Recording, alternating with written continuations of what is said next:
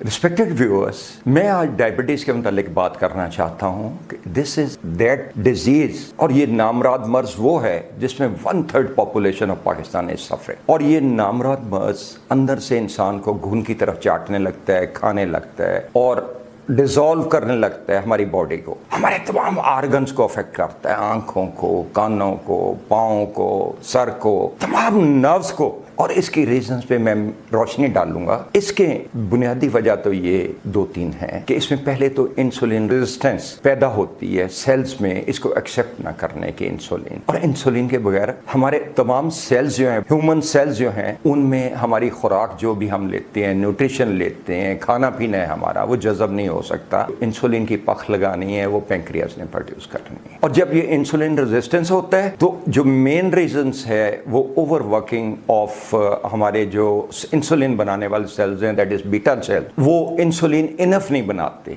और आहिस्ता आहिस्ता डेथ की तरफ जाने लगते हैं, सुकड़ने लगते हैं, उनकी फंक्शनिंग कम हो जाती है। और इन सब की reason as you mostly know is that is genetically, lifestyle changes, ज़्यादा स्वीटेंड बेवरेजेस का इस्तेमाल और कुछ हार्मोनल प्रॉब्लम्स, इन सब की वजह से हमारी नर्व्स सुकड़ने लगती है। हमारी पूरी बॉडी में जो न्यूट्रिशन जानी है वो तो नर्व्स के रास्ते जानी है, और जब नर्व्स सुकड़ना शुरू हो जाएंगी तो ऑर्गन्स को नहीं जाती। और one of the main reason for that problem of that specially type 2 diabetes is, इसमें हमारे जो अज़ा हैं उनको जो तमाम तर बॉडी रिफ्लेक्सेस जाती हैं, that is from our spinal cord. और जब स्टेज 7 से जो हमारे थोरेसिक के वर्टेब्रस हैं उनसे हमारी ये नर्व्स दब जाती हैं, उसमें स्पॉन्डिलाइटिस चेंजेस आने से, नर्व कंप्रेशन आने से, डिस्क बल्जेस होने से, जब उसमें नर्व्स दब जाती हैं तो उससे फिर ये प्रॉब्लम शुरू हो जाता है कि उसमें जब इनफ हमारा फ्लो ही नहीं जाएगा, नर्व सुकड़ने लगेंगी। दबी हुई चीज में तो पूरा फ्लो नहीं जाता ना, ब्लड फ्लो नहीं जाएगा तो उसकी आउटपुट भी सफर करेगी। जब इनपुट कम है तो आउटपुट भी तो सफर करेगी, और जब आउटपुट सफर करेगी तो उससे प्रॉब्लम ये आ जाएगा कि वो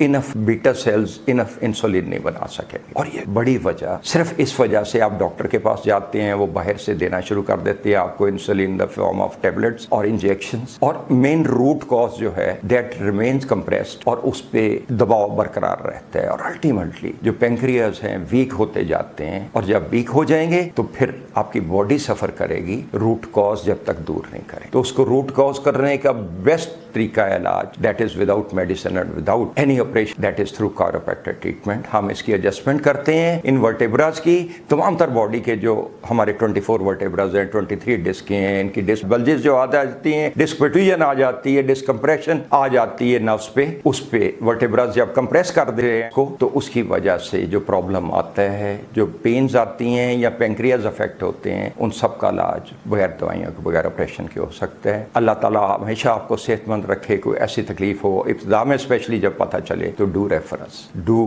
कांटेक्ट अस। अल्लाह आपको हमेशा सेहतमंद रखे। अल्लाह हाफिज।